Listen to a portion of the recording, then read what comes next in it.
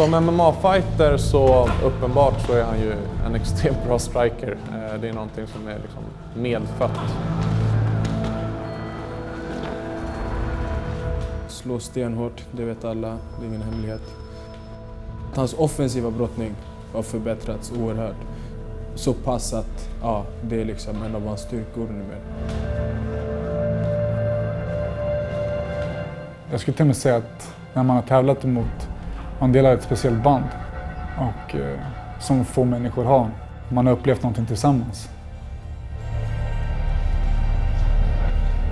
Den 14 april kommer Alexander Gustafsson få möta sitt största motstånd hittills i karriären när han tar sig an Thiago Silva inför ett fullsatt Globen. Vid en vinst tar han ett gigantiskt steg upp i världsrankingen och närmar sig sin stora dröm, att gå titelmatch. Om han förlorar får han börja om från början. Men Alex är redo för utmaningen. Detta är något som han har tränat för hela sitt liv och det är han som bestämmer utgången för matchen. För när burdörrarna stängs är det Alex och endast Alex som har sitt öde i sina händer. Inte hans tränare, inte hans sparringpartner, inte ens hans motståndare. Det är han som bestämmer om man ska stå som segrare i slutet av matchen eller inte. Denna känsla av total frihet och makt över sitt eget öde återfinns inte i någon annan sport. Och det är skälet till varför man älskar sporten MMA. Detta är The Road to the UFC Sweden med Alexander The Mauler Gustafsson.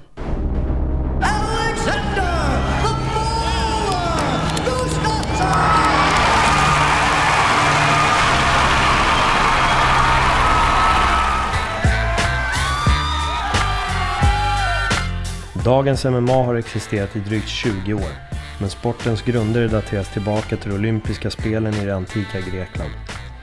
Med hjälp av UFC har MMA sakta men säkert vuxit och är idag den snabbast växande sporten i världen.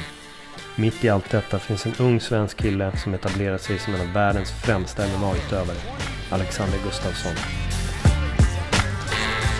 Den 25-årige Alexander Gustafsson har på mindre än 6 år gått från att vara nybörjare till att vara en av de stora namnen i MMA-världen.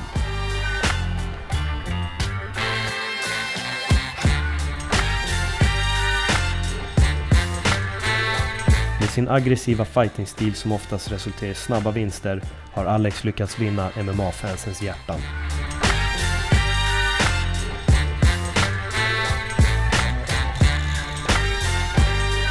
Som ung provade Alexander likt andra unga olika traditionella sporter, men han fastnade aldrig för något av dem.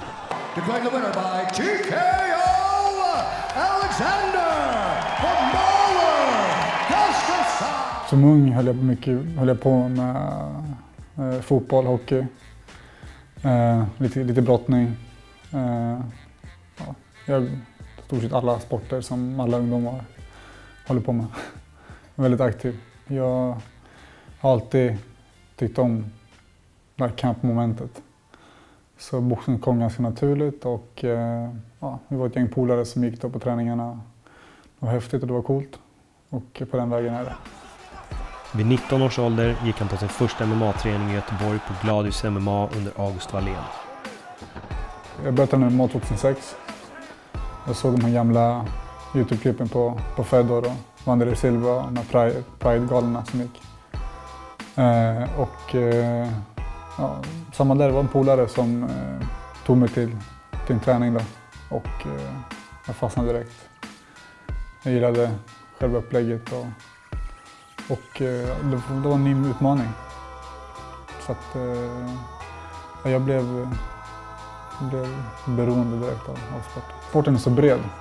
Alltså, en stort arsenal av tekniker och man blir aldrig fullärd. Kombinationen av kampmomentet och det taktiska och tänket bakom det hela. Det tillsammans gör att den här sporten får en sån charm liksom, tilltalar mig så mycket. Jag träffade Alex första gången i samband med en shootfighting-tävling i Göteborg. Vi båda tävlade, han gick en av matcherna och sen blev det väl att vi växlade några ord. Sen kort därefter flyttade han upp till Stockholm och då började vi träna tillsammans och sen dess har vi tränat tillsammans, gått match tillsammans, sett honom göra succé i UFC och på den vägen är det. Efter en tid i Göteborg flyttade Alex upp till Stockholm där han fortsatte med sin MMA-träning på Stockholm Shoot Nexus Fighter Center i Slussen. Och det är det han kallar sitt hem.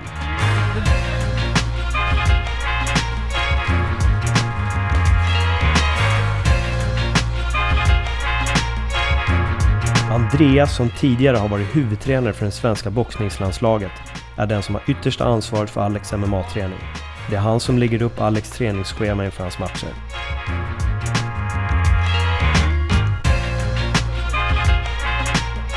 Jag tränar ju på Nexus Fighter Center i Stockholm, Slussen.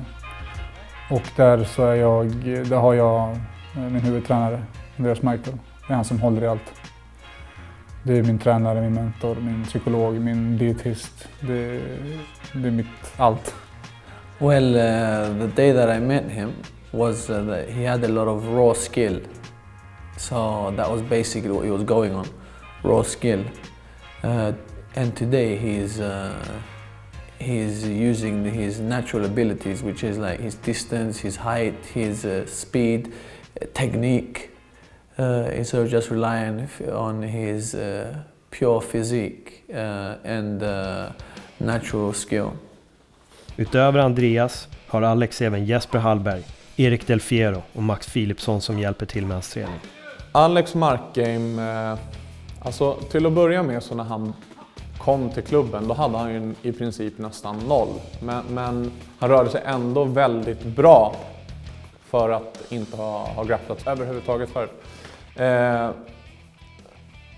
Så vad vi fokuserade mycket på med honom, det var liksom att han skulle jobba basics, inte ha så bråttom och liksom snappar en större bild än om man säger så. Och när väl det började sitta så tycker jag att det har gått ganska snabbt framåt. Han går från klarhet till klarhet i grapplingen och folk som han hade tufft mot förut kör han över helt och hållet nu. Va? Och han snappar upp en teknik väldigt snabbt och man visar honom någonting så efter ett par repetitioner så är han det bättre än vad du visade. Så att han är väldigt liksom anpassningsbar och vill lära sig hela tiden. Jag kände ju ganska fort att jag hade talang i det och jag hade boxningen med mig sedan tidigare. Så att jag började i nybörjargruppen där och efter en termin så var jag i elitgruppen och började tävla inom amatör. Hans boxning var ju redan på extremt hög nivå om man jämför med någon som inte har sysslat liksom med den här sporten innan. Han har ju naturlig kraft i sig liksom, och det såg man direkt att oj, här fanns det lite krut liksom.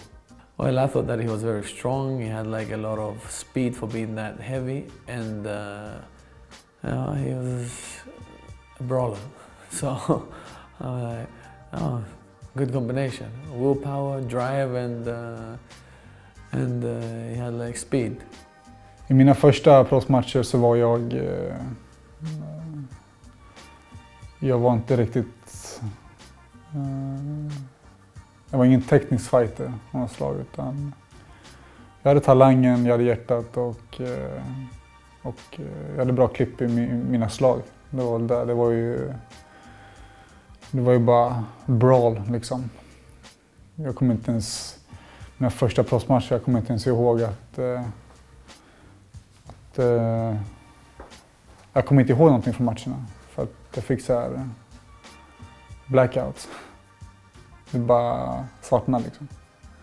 Det var rena brawl liksom. Det var ingen gameplan där.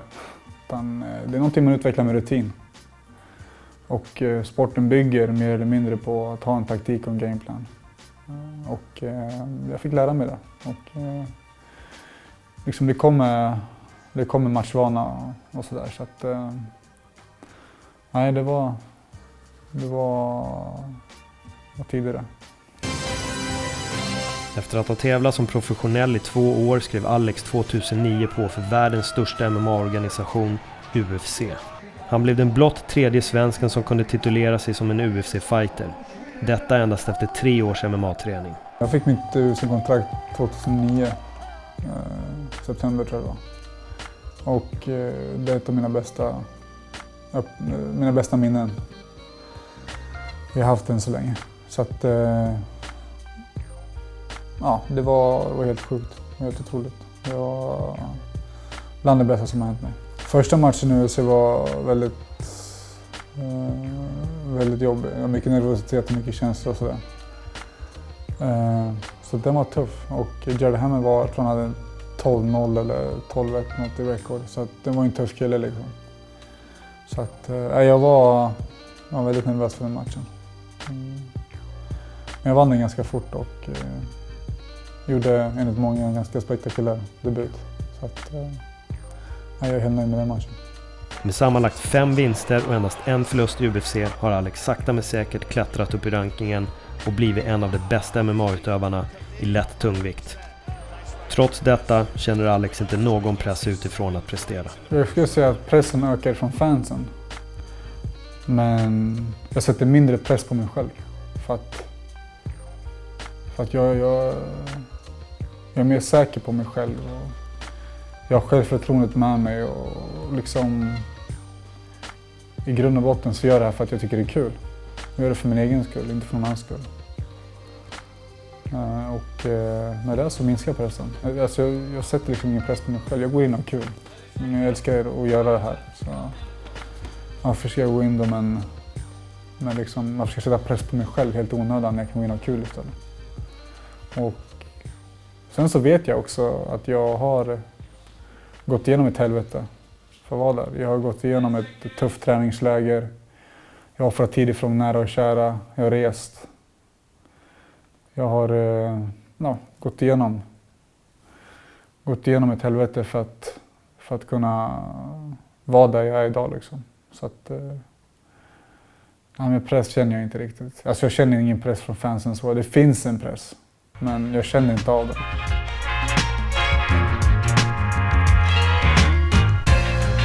Det är någonting båda parter har valt liksom. Och jag menar, det är absolut inget hat gentemot min motståndare eller något sånt, utan det är bara kärlek. Jag menar, jag är glad att han ställer upp. Jag menar, jag får betalt för att tävla. Jag som betalar mina räkningar, min hyra liksom. Så att jag skulle till och med säga att när man har tävlat emot, man delar ett speciellt band och som få människor har med varandra, utan det är ett speciellt band, man har upplevt någonting tillsammans.